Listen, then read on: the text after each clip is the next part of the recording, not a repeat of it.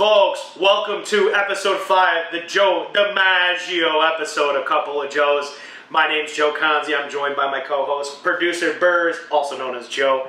And we are here with a special guest today. But before we dive in and talk about an incredible product that we just learned about, we have to rattle off a few things. And what is that, Burrs? That's our beautiful friends, our sponsors at Outlet Liquor. What's your outlet? It's your place to buy a case. Or a place to buy Queen City Meadery, and we are joined by our friend Ken Volker. Ken, we're excited to have you here today to talk about Queen City Meadery. How are you doing today? I'm doing wonderful. Thank you very much for having me. I'm excited to be here and talk a little bit about something that's old, but something that's new. So I'm really excited to kind of unveil or reintroduce people into something that's been around since 9000 BC, and it's called mead. And who knows what mead is? That's probably the next question you're going to ask. But mead is the oldest alcohol known. It was invented in 9000 BC. And we at Queen City Meadery in West Seneca are reinventing the oldest alcohol that we have today. That is incredible. We're always here for historical moments here at Trainwreck Sports and Couple of Joes. And Ken is going to walk us through. So you have your wines, you have your whiskeys, you have everything you see at a bar. Why choose mead? Why was mead something that you want to drink while you're out on the town in Buffalo? Well, mead is unique because it's gluten-free. There's a lot of intolerance. Lately, people have understanding a lot of gluten problems. So mead is naturally gluten-free. It doesn't leave that hangover the next day where you feel like you just get out of bed and you got to go back. You got hit by a car and then a little guy on a bike right after. So it feels like, you know, something that you enjoy drinking, something that's refreshing, something that kind of is as old as, like I said, the oldest alcohol out there. So it's been around for generations. Ranges from 7.2% alcohol to 13%. Burrs likes the higher alcohol content. Burrs, you see this mead, what are you thinking? That's it? Love to give it a try. Love to give it a try. Love to give it a try. Try new things, man. Expand your horizons. So, and that's incredible. So there's two different types of meads. There's, I see here, there's types, sessions or stills. Yes. So what do we have in front of us today? All right, so in front of Joe here, we have the still. Okay. So the still is large, has a higher alcohol content. Okay. It's about 13%, can range all the way up to 20% if you really ferment it for a long period of time. We also have our session meads, which are going to be slightly carbonated. They're going to be more refreshing. They're going to be more poolside, going to be more entertaining, watching a game, drinking a few extra sips pretty quickly. This one here is going to be more of a sipper. So we have two different types, styles, and of each of those we have about 7 different meads on tap at the meadery that you can try, 7 stills and 7 sessions. So it's made with honey. That's the main component. Made with honey. So if you look at wine, typically that's grapes, okay? Mm-hmm. Cider's made with apples and beer's made with malted barley. So our product starts with honey. Honey is the primary ingredient.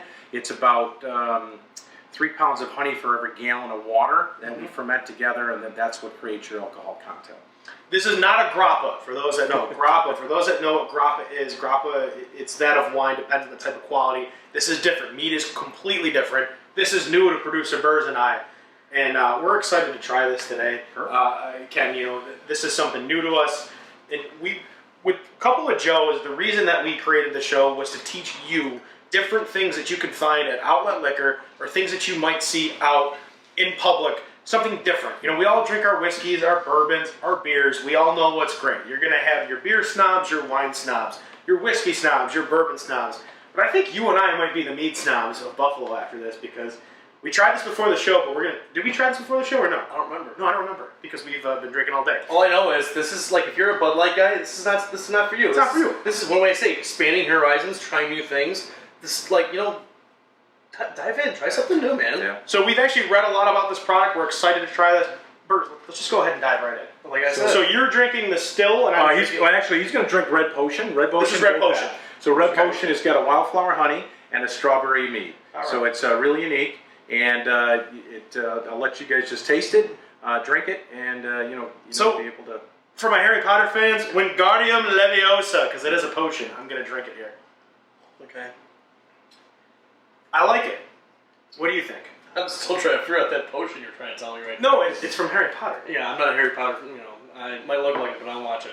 It's a charm. It's a charm used for objects to levitate. I feel like I'm levitating, like Dua Lipa. I levitated right over that freaking All right, well, but this is besides the point, let me tell you what I'm feeling right now. Okay.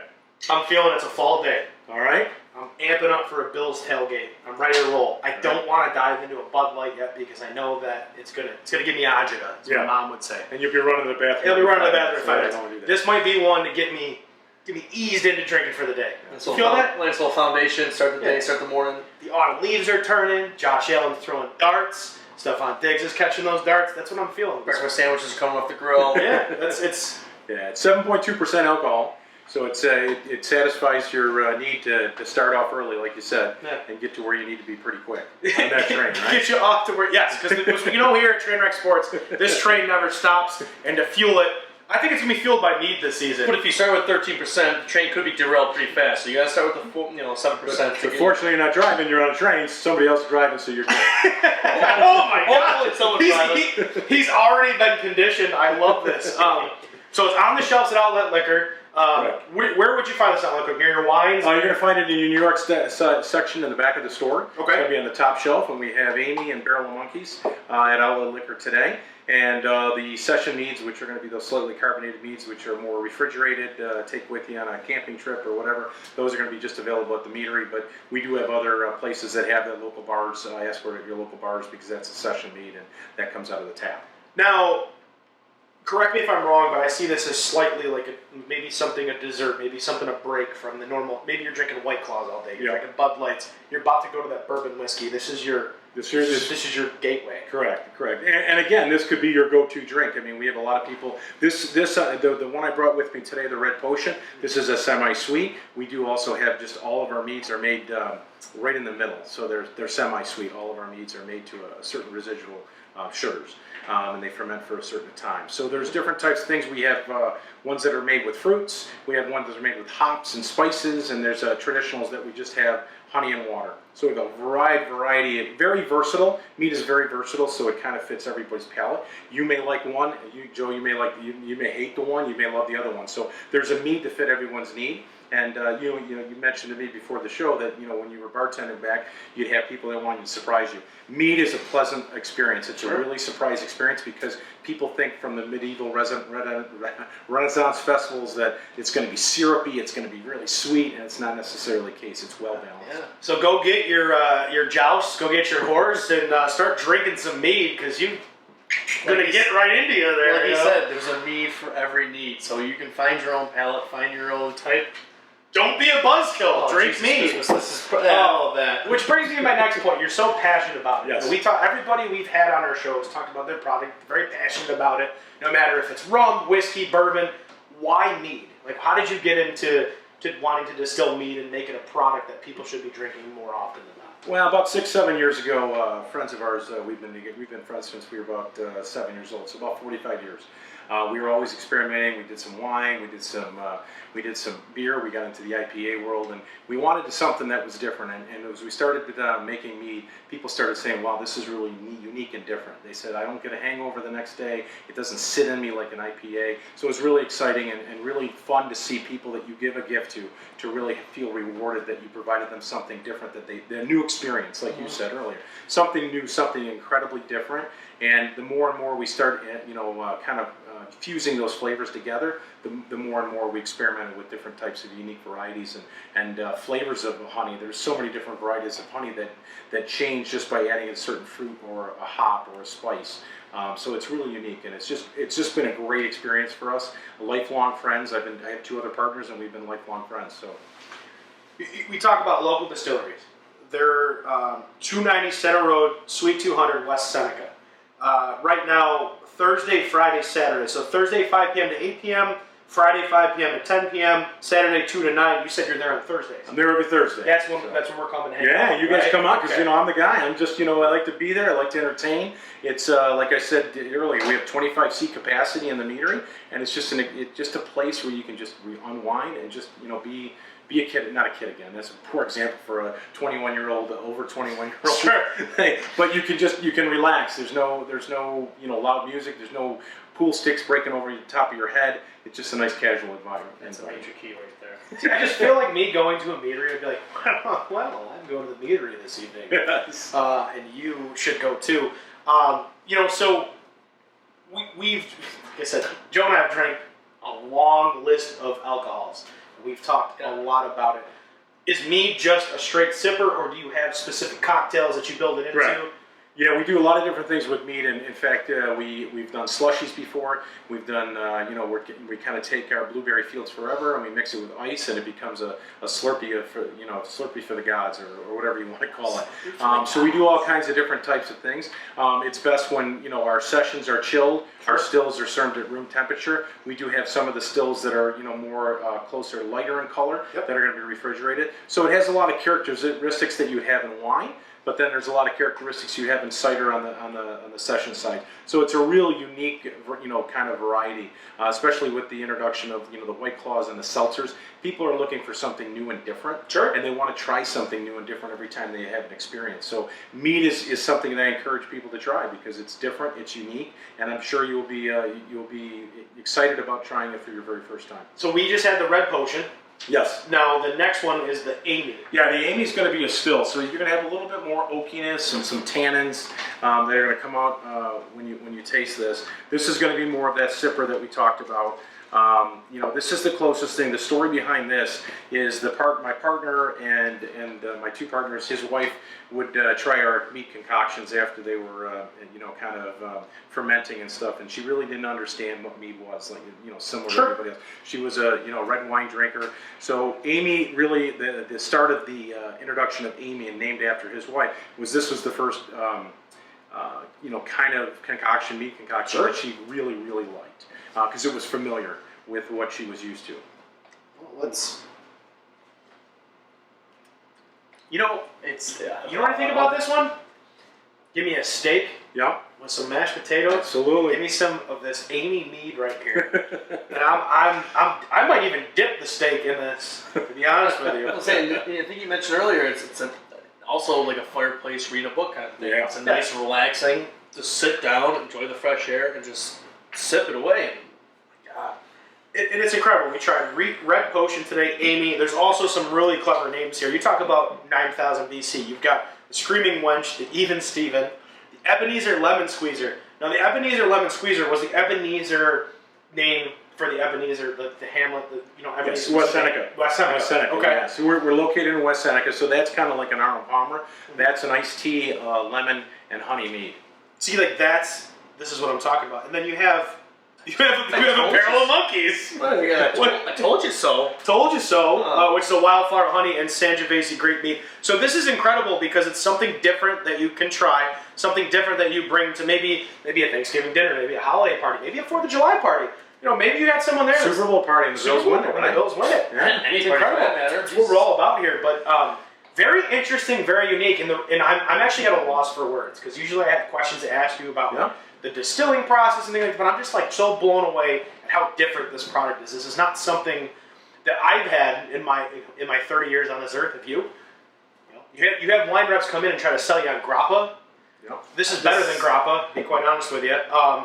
But what's also interesting too is you talk about the logo, and I really want to get into that real quick. Why choose the logo that you choose for this product? Well, in marketing, anytime that you have a marketing to a new product for people, you really have to tell what the product's about in a few words or less. So the B is really a component of the primary focus of the product, which is honey. We wanted simplicity. We didn't want to have too much going on like a NASCAR uniform. We didn't want too much stuff people go, okay, what is it? Is it a mead? Is it a drink? So we wanted to be very simplistic. We source all of our honey from Dutch Gold out of Pennsylvania, so we try and source as much honey as possible.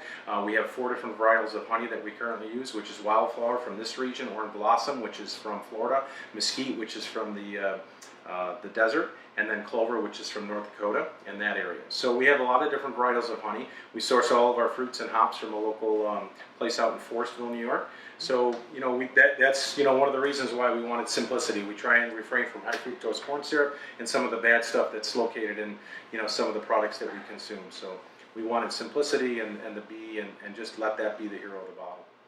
Good old high. Good old high, man. That's Good old high.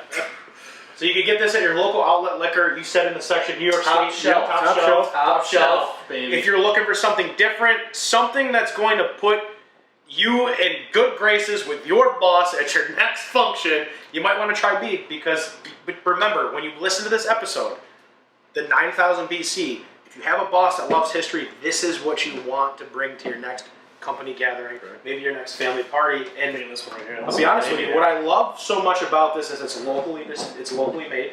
Yep. We've got three guys in charge of something, rolling up their sleeves, getting down and dirty to make a product that we love here in Buffalo. Joe, honestly, like, I'm not saying this is something I'm going to drink while I'm rolling a bowling ball down a bowling alley, but I might drink this on my way to a Bills game. I might drink this while I'm reading a nice book, maybe a nice cigar with it. Well, when you're talking about sitting down and relaxing, I think a nice glass of this while you're thinking about your next shot or missing your next spare at a bowling alley. That might be it too.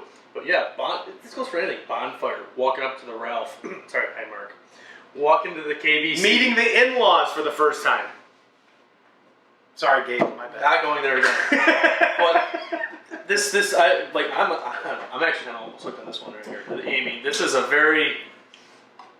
You could really just sit back and relax and have this at any moment, anything you do. 4 out of 5 bowling alley maintenance professionals drink mead before resurfacing lanes. So that's just, I'm the 1 out of 5 now. I'm gonna make 5 out of 5. So, well, Ken, we really appreciate you coming out here.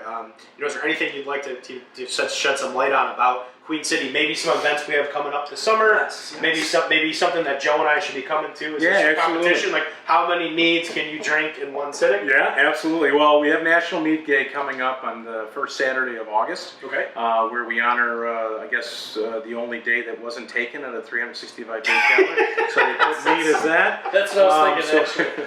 So we have National Mead Day, I believe it's the first Saturday of May. So we'll be doing that. And then, basically just come on and check us out. We're a local company.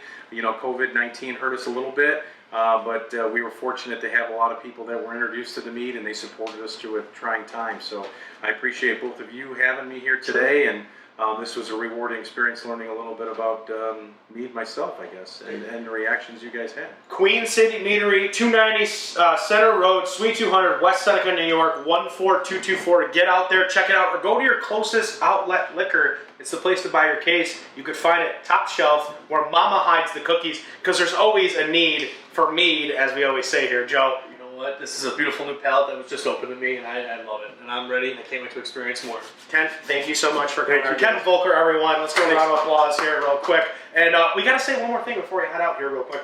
Bill's prediction, because you know you're a big Bills fan. Oh, yeah. What do you think this season with what we've seen from Josh Allen, the Buffalo Bills, and all these signings they've had this offseason? Well, I'm going to probably say, 12-5. He added that extra game in there. Yeah, I make the mistake of not doing that. He did. And, 12-5. Okay. I'm going to say probably the AFC Championships game is going to give us a little bit tough time again, but we'll see where things go with Mr. Sanders and some of the new additions, and I'll be at every game that I possibly can, and hopefully I'll be traveling with the team down to 3 events in Florida. We'll go see Jacksonville, Miami, and Tampa. Wow. Taking it one step at a time. The need for mead. Joe, how do we sign off the show all the time? Well, first, you always gotta stay happy, you gotta stay healthy, and always stay thirsty, and good night now.